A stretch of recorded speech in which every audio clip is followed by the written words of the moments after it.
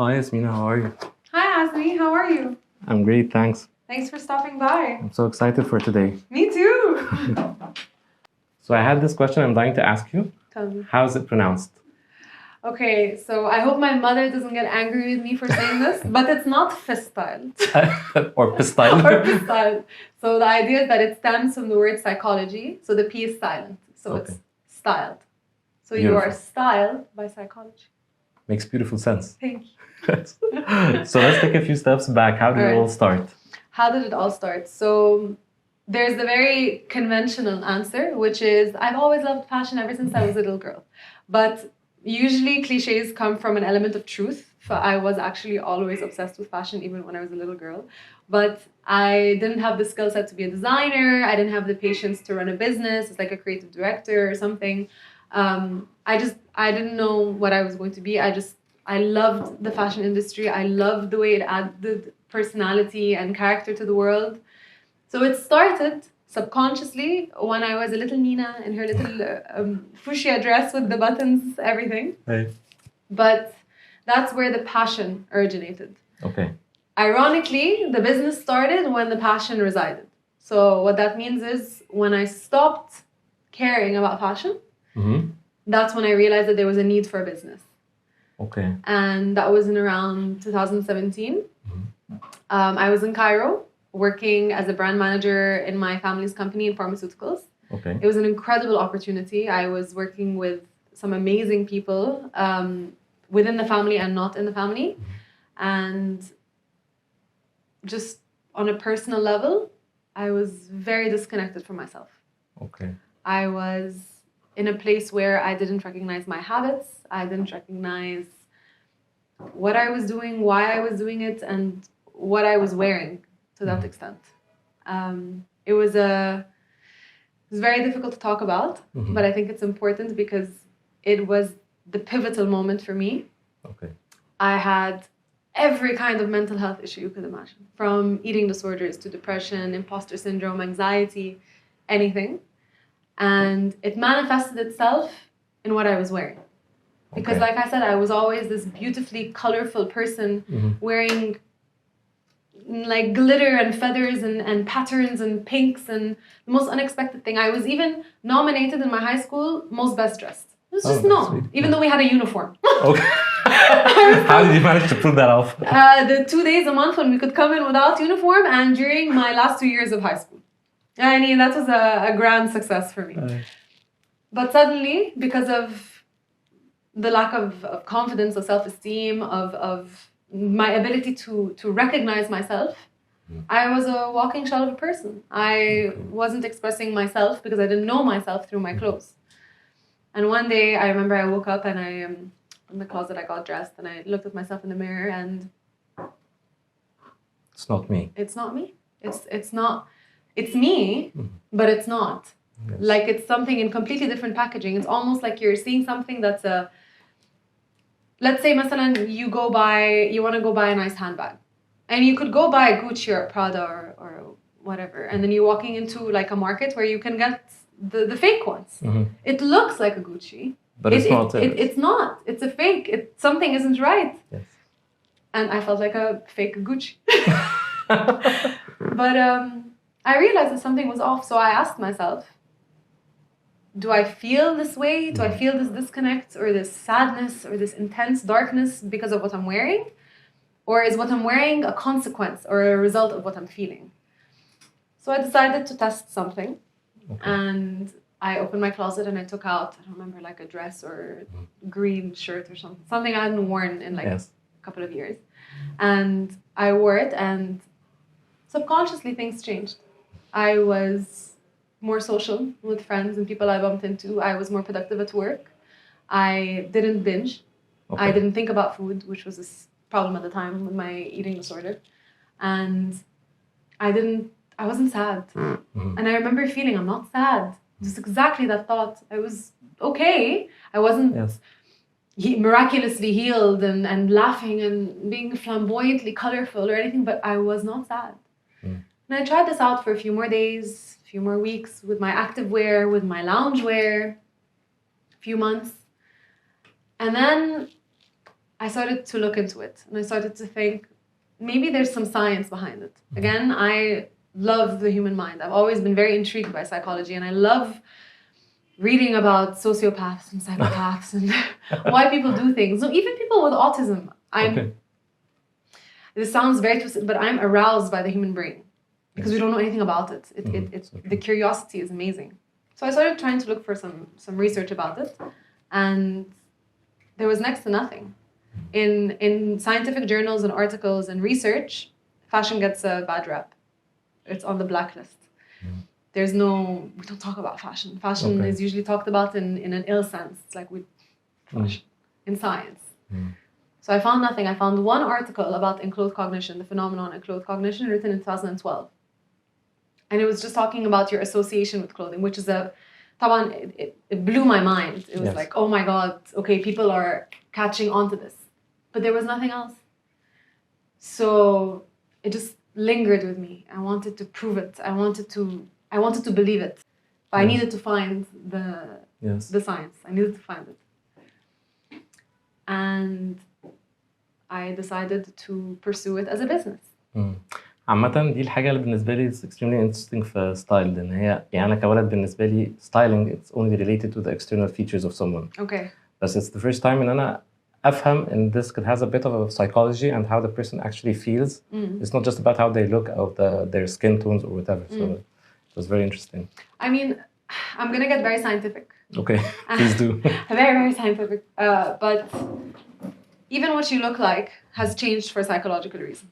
Okay. When we look at changes in physical appearance over evolution, you can see that it's because we're trying to adapt and to evolve because of our environment. And a certain extent of that is psychological. So like what was the first turning? So the turning point is when you looked in the mirror and you felt this is not really who you are. Exactly. Like the fake Gucci, like you said. The fake Gucci. Yes. And then you approached your family that you'll change the career, or how did it go?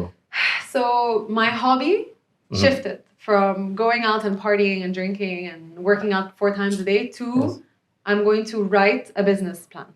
I'm going to come up with a company about how I can use my belief in fashion psychology, which I didn't even know was something called fashion psychology, but like fashion therapy, to turn it into a business. And in the process of writing and researching and stuff, I came across a master's degree at London College of Fashion in London.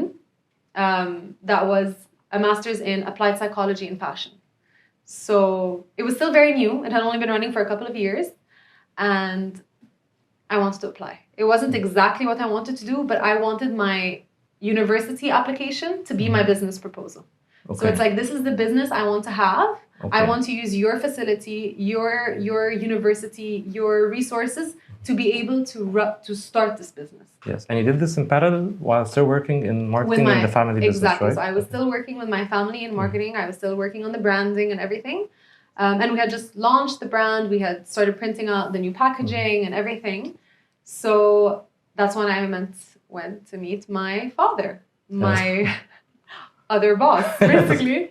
And I told him about, this business in fashion psychology that I want to do and this master's and how I think it links to me. And I was like showing him things about me that have changed. I'm like, look, I went and I got my eyebrows done or my nails done. And, I feel like I'm healthier, I'm eating better, and I'm seeing people like tomorrow I'm going to go see this. Like it's making a difference.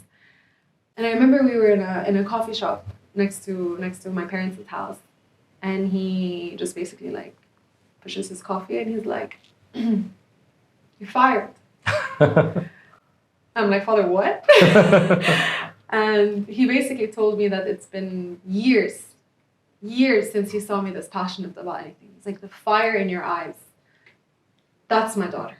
That's very supportive. That's the person I've raised. And he told me you were to submit your resignation, and instead of the reports that you were supposed to write, I want you to write the application and send it to the university. I told him, like, Dad, abate, applications have closed, it's June, and they're starting in September, and I feel like it's late, and I don't even know who to send it to and stuff. And he tells me, you know what, Yasmina? Write it up and send it. Worst case scenario, what they don't get it, you'll send it next year. And you'll spend this year interning, working, researching, anything. Okay? Proving something. They accept you, great. and I sent the application on a Wednesday. Friday, I was accepted unconditionally. No That's interview, amazing. nothing. And the gates just flung open. I think most of the time we're very shy to take the first step and try something new. But I think once you just like knock on that door, you find like wonders happening. I don't even think it's shy. I think there was something I was reading and it was saying when you start to experience this feeling of discomfort, it just means that you're finally coming to terms with the fact that you're letting go of something and you're going to go for something worth it. Yeah. Fear is just a sign that you care. It's a sign that there's something worth living for because you're scared to lose it. Yes. So I didn't feel shy. I didn't feel scared. I felt I need to do this now. I'm scared for this opportunity to pass me by because I knew deep down that this was an amazing business opportunity, or it was my passion, it was my purpose. But I felt more so this is going to heal me. Okay. And that was the part that made me. In a sense, it feels like it's bigger than a career, even. But that's styled. If you were to ask me, which I know you are, yeah. ask it. What is styled? What's styled? Styled is not a business. Styled is not a passion project to get me up in the morning or to bring some extra money in. Styled is something that this world needs. And I stand firmly by that. I think that it is only a matter of time until people, the FDA, the government, healthcare workers, whatever you call it, start realizing that fashion psychology is a means of healing. It's a means of helping people be the best versions of themselves through self-expression, through self-awareness, through introspection, through therapy. It is a necessity in this world. It is. I think so. Yeah. I really love the part when you said like you're driven by your passion more than out of fear. I think this happens to a lot of us. I mean, when we're in a specific career and we feel like we fear to take a different direction or try something new. Yeah. How old were you when you started doing all that? I went back to school when I was 25. I had just turned 25. Really nice. Yeah. It's there's no right time. Yes. When you know, you know. When you feel that sense of urgency, you just need to go for it. It's your destiny. It's what you want to do in life. Exactly. So can you tell us more about the experience in London? So I've always loved London. London is I always say London is my wife and Italy is my mistress. It's like a different kind. It's a very different kind of relationship. But London is where I go and I just feel completely re-energized. It understands me. It's fast-paced. It's not too fast-paced, but it's alive. Okay. Yes. So being back in London was just an incredible opportunity again. And being in London, doing what I want to do and being a part of the industry that I didn't even know I wanted to be a part of was something incredible.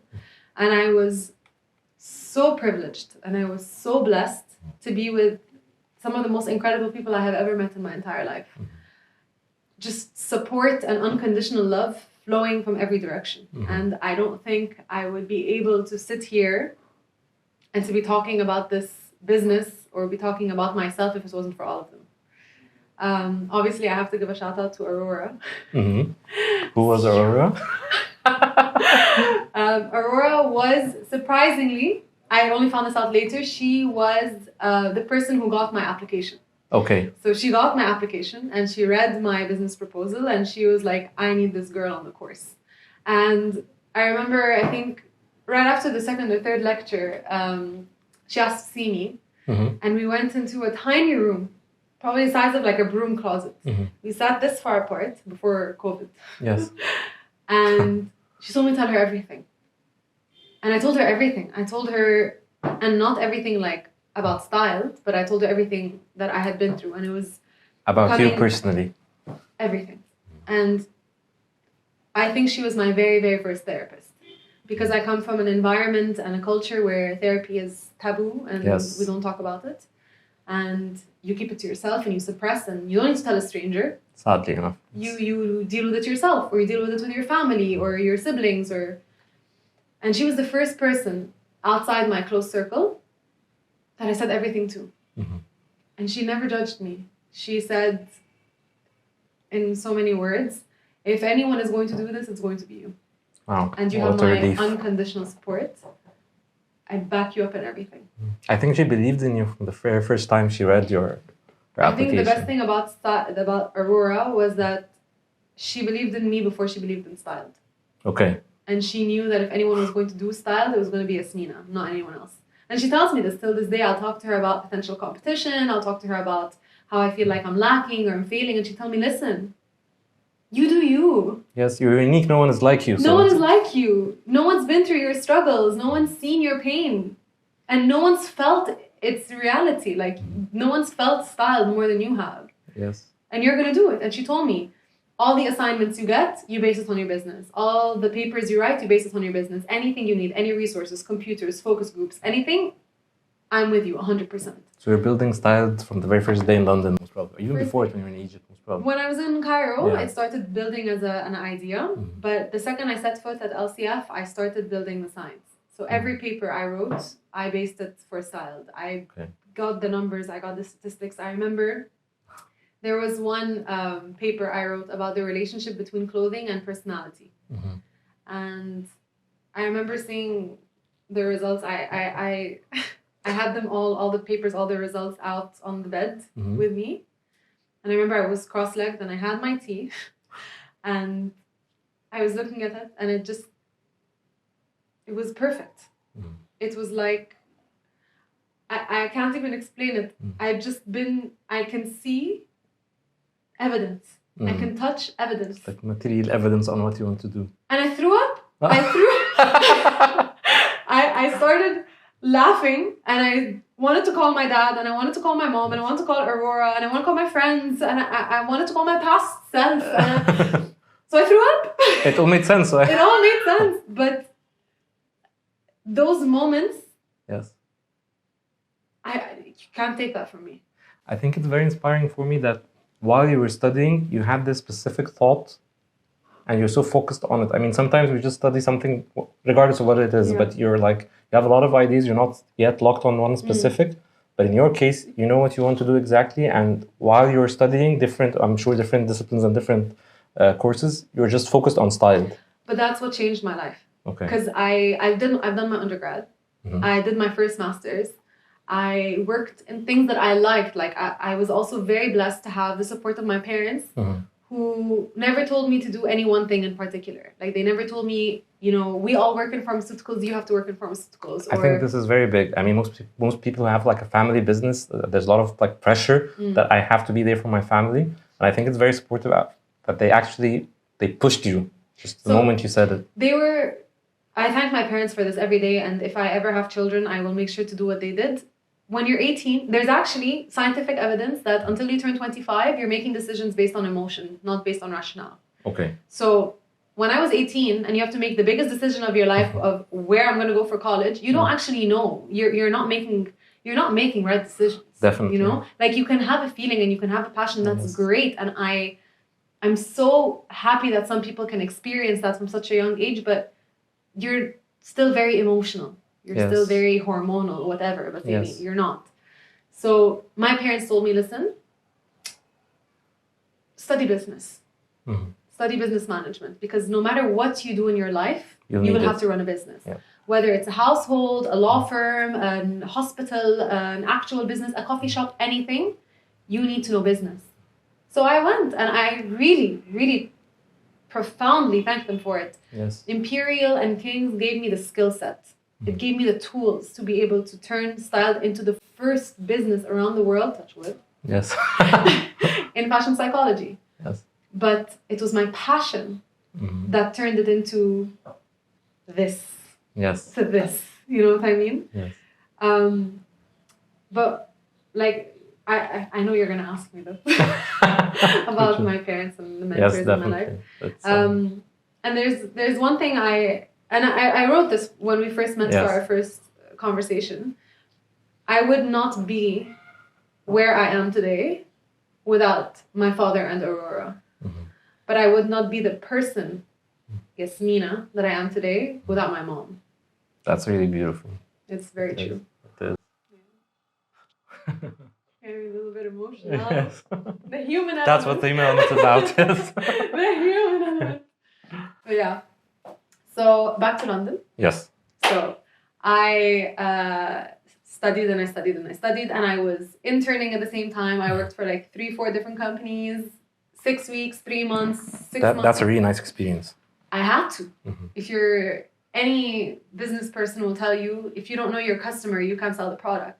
Like, you need to know what these people want. And I had to test my science practically. Okay. So I would work for different companies and I would test them just by myself. So when I was working at Hermès, I would be on the shop floor and I would start testing my theories of fashion psychology on them. So they would want to buy a scarf. And I would talk to them. I would start flagging different personality traits and I'd tell them, I think you'd like the orange instead of the green. And I'd see them change physically. I'd see their pupils dilate. I'd see their posture change. Suddenly they're nice to me. And it just kept giving me little check marks. Like, okay, this is working. And the second probably biggest moment of my life was December 2018. I had to make a decision. Should I stay or should I go? Okay. And I told you, London is empowering and inspiring, and it had everyone I loved. It had all those who were closest and dearest to my heart. It had Aurora. It had the coffee shops and the libraries that I would stay over at until 3 a.m. It had my spin class. It had the lifestyle. And I was scared. That was the first time in my life I was scared because to me... You found everything that you really liked. And what does Cairo represent? The last time I was in Cairo, I was broken. Will it accept me in this new person that I am? Will I be able to be London, Yasmina of London in Cairo? It's a bargain. But that's when I put the passion aside and the emotion aside. And I was over 25. Yes, you're over the emotions. Over the emotions. And I made the proper business decision. Okay. It's cheaper to run a business from Cairo. Okay. I'm not paying rent because I'm living with my parents. I have a fantastic network of people here, lawyers, accountants, business people, friends, family that would support me. And I decided I was going to go back. I was going to start the company. I was going to do my market research, test it, work on its branding, start creating the business. And if I don't feel like it's right, I'll think about moving. Okay, so you're here back in Egypt since 2018? Beginning of 2019. So I moved back 23rd of December 2018. Okay. Yeah. And this is like the date when Styled in Egypt was really like born for the... Styled was born... as a business. I'm not talking as a passion or as 12th of November 2019. The day before my brother's birthday. Oh, I love that you know the date exactly, that this is the date. Because I wanted to make sure I didn't take from his attention on his birthday. So I had my little party, and then I had his party the next day. Fair enough. And then COVID hit. Yes. But that was London.